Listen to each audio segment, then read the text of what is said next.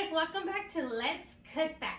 Thank you so much for all the new subscribers, and if you haven't subscribed, go ahead and hit that subscribe button so you can become part of our family as well. But for today, you guys, we're gonna make some cookies.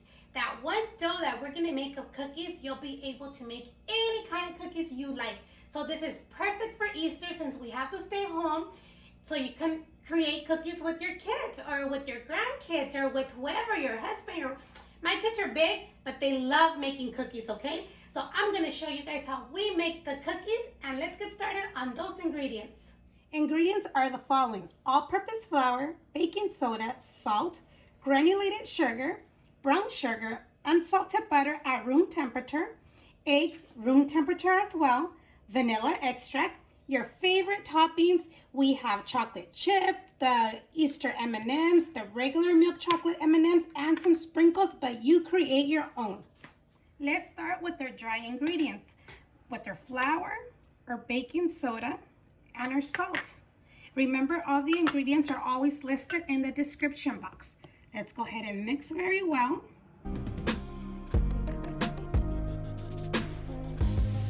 Okay, let's go ahead and set this aside. Okay, so the next step is room temperature butter.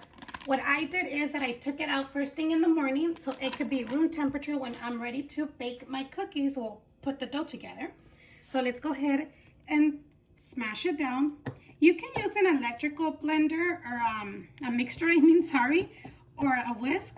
But let's go, since it's pretty soft, you don't really need one, but that's up to you. So now, let's go ahead and add our vanilla, our eggs, so this could get more nice and soft.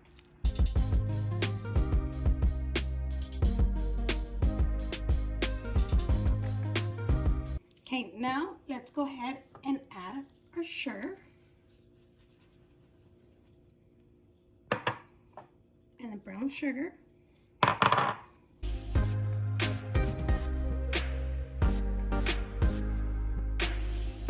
Okay, so now that we like pretty much fold everything in, let's go ahead and mix it really quick with the whisk. Okay, so once it's mixed, we're gonna start adding our flour little by a little. If you use melted butter, make sure your melted butter is at room temperature, because if it's warm, it's gonna be, your dough is gonna be really watery, okay, you guys? So make sure it's room temperature. So let's start adding the flour. Let's start mixing.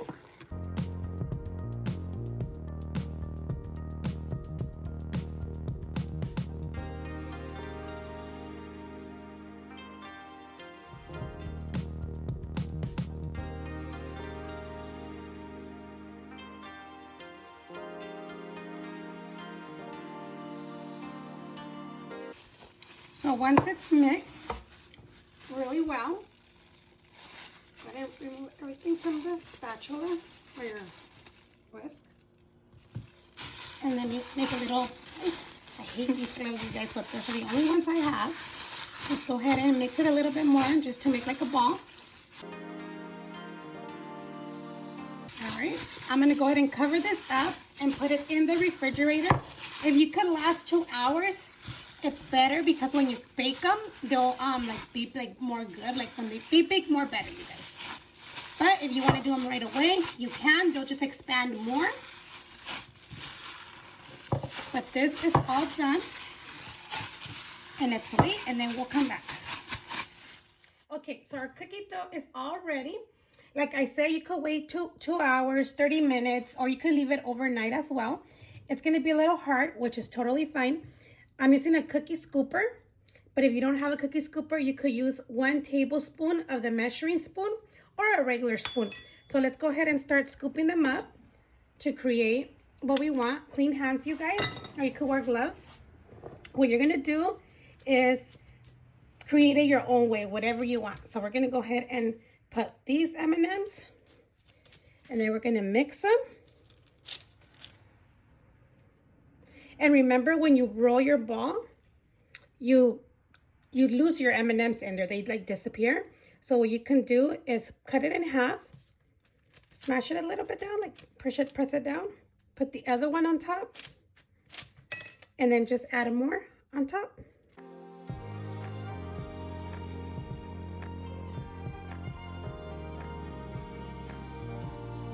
Let's put a pink one. And we're gonna go ahead and put it into a cookie baking sheet with parchment paper. If you do not have parchment paper, you can just either use the non-stick ones or spray some pan spray, or just grease it up a little bit with a little bit of oil and then set them up like apart, okay? But I'm gonna go ahead and use parchment paper, and we'll continue with the rest.